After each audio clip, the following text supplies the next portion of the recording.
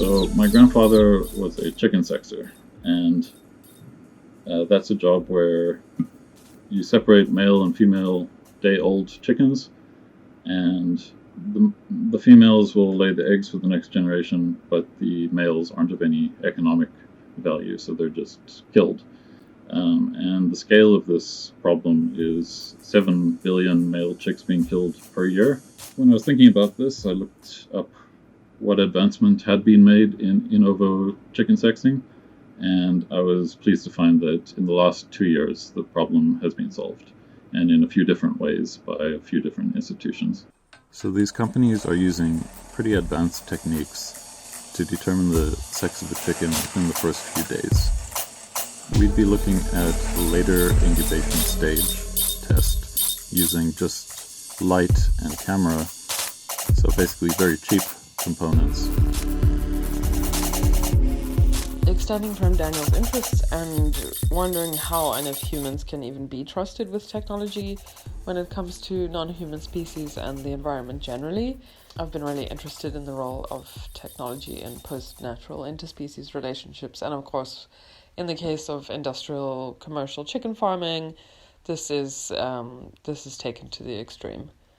We've engineered chickens in such a way as to be complacent and hyperproductive in a human economic sense, and as such they're totally ill-equipped for surviving in the wild.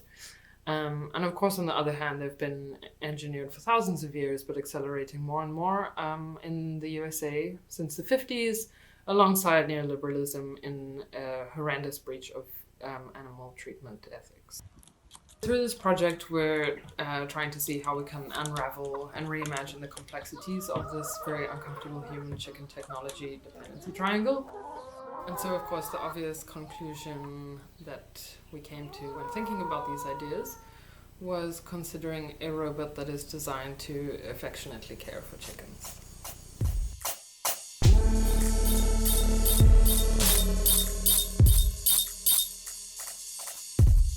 The primary goal within the CONS framework and time period is to focus on public engagement in the form of an exhibition. This aims to challenge popular opinion on this triangle, starting on a kind of interpersonal and experiential level. We're aiming to do this through the robot sensitive behavior, who is programmed essentially to protect the chickens. We'll be working with rescued battery hens. And the autonomous machine will supervise and monitor the brood, provide healthy mental and physical stimulation, clean the area, provide food, shelter, and protection, of course, from potentially harmful or cruel human beings. So there are a lot of different parts that need to work together in order to make a robust robot. It needs to understand or model its environment, it needs to detect objects of interest within its view, it needs to be able to interact with those objects, and it also needs to be robust to recover from a failed state, like falling over or walking into a wall. And most of the effort has been on locomotion and vision.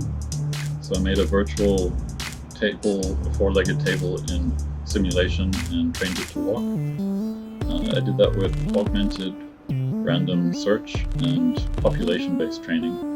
Augmented random search sort of just tries things in one direction, tries it in another, and then kind of averages it out and decides which was closer to the goal that you set. And then population-based training is also a sort of evolutionary algorithm of pitting walkers against each other and deciding which initial settings are best for evolving the behavior.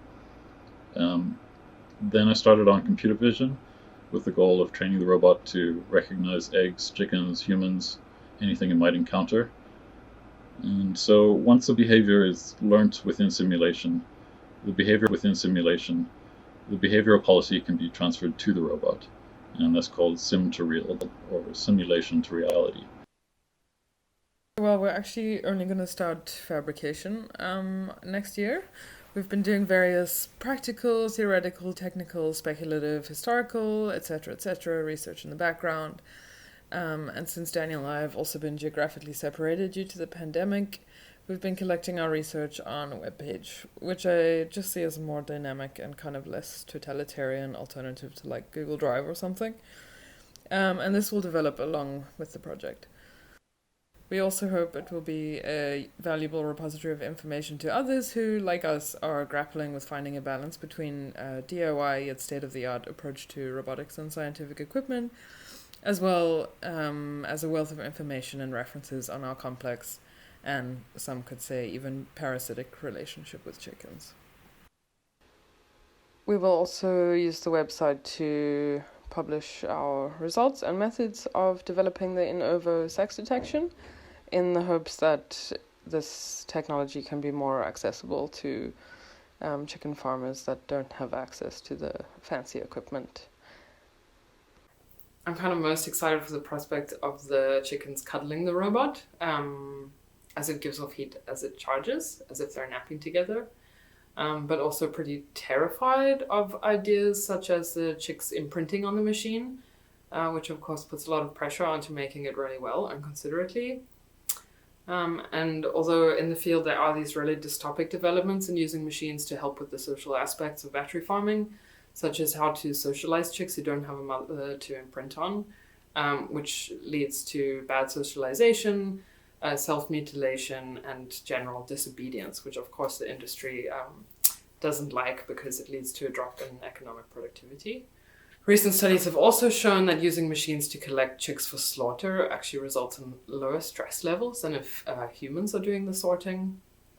So we're aiming to push these ethically misguided uses of machines in this very disturbing industry towards a more kind of absurd and poetic realm, in the hope of imagining a less destructively anthropocentric techno-future.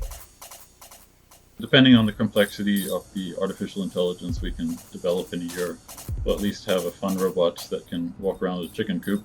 And if we make some good breakthroughs, we might have the start of a revolution towards more humane AI.